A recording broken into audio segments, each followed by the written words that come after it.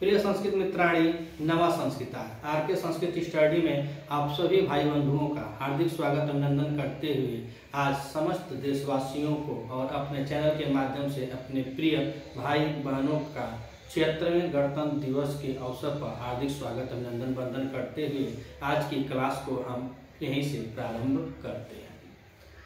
इस महाकवि भर्तृहरि द्वारा विरचित नीति शतक और नीति शतक में आज हम लोग वाचन करेंगे धैर्य पद्धति। और धैर्य पद्धति में अब हम श्लोक नंबर 73 का वाचन करेंगे।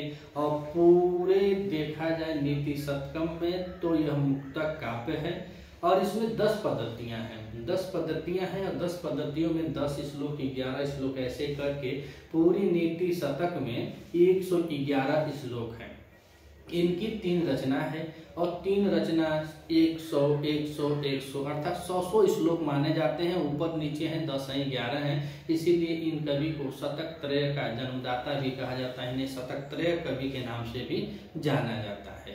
नीति शतक की हम बात करें तो 10 पद्धतियों में कवि जी ने बड़े ही अनुभव के साथ अपने निजी अनुभव जो होगा, साथ यही कहा जाएगा कि निजी अनुभव के द्वारा जितनी भी इसके एक एक श्लोक जितने अच्छे ढंग से पिरोए हैं, वो अगर आप पढ़ रहे हैं टीजीटी के सिलेबस में है, अगर आप पेपर देना चाहते हैं, पेपर न देना चाहते हैं, वैसे भी सामान्य लोगों के लिए भी बहुत उपयोगी है। अगर आप नीति शतक पढ़ लेते हैं तो यह वादा नहीं विश्वास है कि अगर नौकरी मिले न मिले, लेकिन जीवन के पथ में मार्गदर्शन तो बहुत बेहतर ढंग से मिलेगा।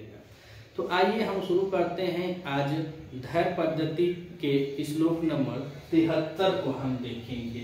यह श्लोक वह वसंत तिल का छंद में निबद्ध है और वसंत तिल का छंद का लक्षण होता है उक्ता वसंत तिल का तब जा जगोगा, उक्ता वसंत तिल का तब जा जगोगा। तो यह वसंत तिल का छंद का लक्षण है और इसी छंद में कवि जी ने इस श्लोक को निबद्ध किया है। और इस श्लोक में कवि जी बता रहे हैं कि पुरुष 3 कोटि के होते हैं, एक नीच कोटि के होते हैं, एक मध्यम कोटि के होते हैं और एक उत्तम कोटि के होते हैं। तो यह तीनों कोटि में पुरुषों को रखा गया है। कौन कैसा है, उनका लक्षण कैसा होता है, यही श्लोक में बताएंगे। तो आइए वाचन करते हैं वसंत तिल का छंद में नीति शतकम के 73वें श्लोक का। प्रारंभयते न खलु विघ्न भयेन निश्चय, प्रारभ्य विघ्न निहिता विरमन्ति मध्या, विघ्ने मुहुर्मुहुरपि प्रतिहन्यमाना, प्रारब्ध उत्तम जना न परित्याजयन्ति। तो टीजीटी का सिलेबस है, टीजीटी के सिलेबस में आप जितना अधिक वाचन कर लेंगे। अब तो आगामी परीक्षा की तिथि भी निश्चित हो गई कि मई में पेपर होगा। तो मई में पेपर है, तभी हमारे पास 2-4 महीना है। और जो आप कहीं से प्रश्नोत्तरी खाली तैयार करेंगे तो आप ज्यादा बेहतर ढंग से आपकी सफलता को नहीं कहा जाएगा जब तक आप पुस्तक का वाचन नहीं करेंगे। आपको वाचन करना ही है, चाहे जैसे करें और जहां से भी करें, लेकिन वाचन करेंगे। और वाचन से ही इसमें सबसे ज्यादा सफलता टीजीटी के पेपर में मिलता है, वाचन से। और टीजीटी में अगर आपको सफल होना है तो आप वाचन कीजिए। और यह नहीं कि 24 घंटा पूरा एकदम पढ़ाइए कीजिए, 12 घंटा पढ़ाई कीजिए, ऐसा नहीं। बस निरंतरता आपकी लगी रहे इसमें कि आपको कुछ करना है, बस गुरु इसी तरह आपकी गाड़ी पार हो जाएगी। आज आपकी, कल हमारी, परसों उनकी। बस यहाँ पे निरंतरता रखते, जो निरंतर रूप से रोज 2 श्लोक 4 श्लोक 1 श्लोक जैसी आपकी क्षमता है वैसे अगर आप कार्य कर रहे हैं तो आप निश्चित रूप से अपने मंजिल को प्राप्त करेंगे। तो आइए हम देखते हैं कवि जी क्या कह रहे हैं। तो कह रहे हैं कि निश्चय विघ्न भयेन प्रारभ्यते न खलु। तो यहाँ पे बता रहे हैं नीच मतलब हो जाता है अधम। अधम कोटि में बता रहे हैं कि जो अधम कोटि के लोग होते हैं तो विघ्न भय यानी कि बाधा के भय से प्रारभ्यते न खलु, किसी कार्य को निश्चित रूप से नहीं करते हैं। अर्थात वह डरते हैं पहले से ही कि हम कुछ काम को शुरू करेंगे तो यह विपत आएगी, वह विपत आएगी, ऐसे आएगी, वैसे आएगी। इस भय से वह नीच लोग, जो अधम कोटि के हैं, जो नीच कोटि के हैं, वह अपने कार्य को ही प्रारंभ नहीं करते हैं। तो जो अपने कार्य को प्रारंभ नहीं करते हैं उन्हें क्या कहा जाता है? तो नीच कोटि में कवि जी बताएं। अगर हम यहाँ पे विघ्न की बात करें तो यहाँ पे बी उपसर्ग पूर्वक हन धातु है और हन धातु में क प्रत्यय किया गया है तो बना है विघ्न। और भय की बात करें तो यहाँ पे भी के साथ अच प्रत्यय लगा हुआ है। तो कहे कि नीच प्रारभ्यते न खलु विघ्न भयन, तो नीचे है विघ्न भयन, अर्थात जो अधम लोग होते हैं, नीच कोटि के होते हैं, वह बाधा के डर से या बाधा के भय से कार्य को ही प्रारंभ निश्चित तौर से नहीं करते, मतलब प्रारंभ ही नहीं करते, कोई काम में हाथ ही नहीं लगाते हैं, क्योंकि उनको बाधा आएगी, उनको पीड़ा आएगी, उनको कष्ट होगा, इसीलिए वह हाथ ही नहीं लगाते हैं। तो बताया जाता है कि अगर आपको डर से भय लगता है, अगर आपको डर से भय लगता है तो जीत की आशा छोड़ दें। अगर आप डर रहे हैं कि हम डर हार जाएंगे, तो आपको भय लग रहा है हारने से, तो आप जीत की आशा छोड़ दें, तो यहाँ पे हारना नहीं सीखे तो जीत भी नहीं पाएंगे। तो कह रहे हैं नीच लोग तो पहले यही सोच लेते हैं। अब दूसरी लाइन में कह रहे हैं मध्या, और मध्या मतलब हो रहा है मध्यम कोटि का।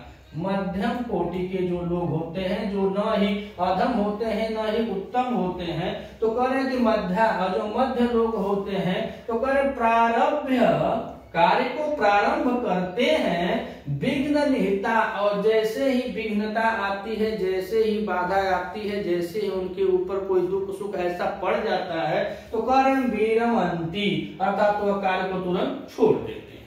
मध्य लोग जो होते हैं, जो अधम होते हैं, वह तो करते नहीं हैं। जो मध्य वर्गीय लोग होते हैं, न तो उत्तम होते हैं न नीच होते हैं, वह बेचारे कार्य को प्रारंभ करते हैं। तो कह रहे कि मध्य प्रारंभ, मध्य लोग तो कार्य को प्रारंभ करते हैं, मगर विघ्न निहिता वीरमंती, जैसे ही बाधा उनके मार्ग में आती है, उस कार्य को करते हुए उनको जैसे ही बाधा का फील होता है, वह तुरंत उस कार्य से अपने हाथ को हटा लेते हैं या उस कार्य को वहीं पे स्थगित कर देते हैं। लेकिन कवि जी नीचे लाइन में बता रहे हैं कि विघ्ने मुहुर मुहुर अपि प्रतिहन्यमाना, विघ्ने मुहुर मुहुर अपि प्रतिहन्यमाना प्रारब्ध उत्तम जना न प्रतिजंती। यहाँ पर देखिए उत्तम जना अर्थात उत्तम जन को बता रहे हैं। तो उत्तम जन की हम बात करें तो इसमें उद के साथ तमप प्रत्यय लगा हुआ है, तो बना है उत्तम जना। तो कह रहे हैं कि उत्तम जना जो होते हैं, जो उत्तम जन होते हैं, विघ्ने माने बाधा, और मुहुर मुहुर, मुहुर मुहुर मतलब बार बार, अर्थात घुमा घुमा के, तो बार बार, विघ्ने माने बाधा, अगर बार बार भी प्रतिहन्यमाना, और प्रतिहन्यमाना को हम देखें इसमें कह रहे हैं कि बार बार उसको पीड़ित करती हो, बार बार उत्तम जन के पास आती हो, बार बार उनको प्रताड़ित करती हो, घूम घूम कर बार बार आकर के उनको पीड़ित करती हो। लेकिन उत्तम जन जो होते हैं, प्रारब्ध जो कार्य को प्रारंभ कर देते हैं, उसको क्या करते हैं? न प्रतिजंती, उसका परित्याग नहीं करते, अर्थात उसको बिना पूरा किए नहीं छोड़ते हैं। तो उत्तम जन के ऊपर भी उतनी ही विपत्ति आई जितना नीच के ऊपर आई, जितनी मध्यम के आई। तो नीच उस विपत्ति को देखकर कार्य को प्रारंभ ही नहीं करता है, किसी कार्य में हाथ ही नहीं लगाता है। जो मध्यम जन के लोग होते हैं वह बेचारे कार्य को प्रारंभ करते हैं, लेकिन जैसे ही बाधा आती है वह कार्य को छोड़ देते हैं, अर्थात उस कार्य से हाथ को खींच लेते हैं। लेकिन कार्य में जो उत्तम जन होते हैं वह विघ्ने मुहुर मुहुर, अर्थात बार बार विघ्न के आने पर भी प्रतिहन्यमाना, और प्रतिहन्यमाना को हम देखेंगे तो यहाँ पे प्रति उपसर्ग पूर्वक हन धातु है, हन धातु में लट लकार के साथ सानच प्रत्यय लगा हुआ है, सानच प्रत्यय, और सानच प्रत्यय के साथ यक प्रत्यय किया गया है, तो बना है प्रतिहन्यमाना। और देखें प्रारब्ध को, तो प्रारब्ध को हम देखेंगे तो प्र उपसर्ग पूर्वक आ, और आ के साथ रब धातु लगी हुई है, और रब धातु में कट प्रत्यय लगा हुआ है, तो बना है प्रारब्ध। तो कह रहे हैं जो उत्तम जन लोग होते हैं उनको भी विघ्न बार बार पीड़ित कर करता है, प्रतिहन्य माना बार बार प्रताड़ित करता है, पीड़ित करता है, फिर भी प्रारब्ध न प्रतिजयंती, जिस कार्य को वह प्रारंभ कर देते हैं उस कार्य का त्याग नहीं करते हैं जब तक उसको पूरा न कर ले। अर्थात जो उत्तम जन लोग होते हैं, जैसे तैसे एन केन प्राकेन जिस तरह मिले वैसे मिलना चाहिए, लेकिन उनको मंजिल मिलना चाहिए। ये नहीं कि कहीं पे कुछ रुकावट आ गई, कुछ बाधा आ गई तो बस उस कार्य को बंद कर दें या चाहे उस कार्य को स्थगित कर दें। अगर आप इस चैनल पे नए हैं तो चैनल को सब्सक्राइब कीजिएगा, वीडियो अच्छी लगे तो लाइक कीजिएगा। हमारा यह मतलब नहीं है कि आप हमारे वीडियो को देखें, हमारे चैनल को ग्रोथ करें, प्रोसेस करें, ऐसा कुछ मत कीजिएगा। बस अगर अच्छी लगे तो लाइक कीजिएगा और सब्सक्राइब कीजिएगा। हमारा बस प्रयास यही है कि आपकी सफलता जो कर रहे हैं, आपकी सफलता में हम आपके कदम से कदम मिलाकर चलने का प्रयास करें। आपके सक्सेस पॉइंट में एक कदम हमारा भी आपके साथ जुटे। मिलते हैं अगले वीडियो में, तब तक के लिए नवा संस्कृता।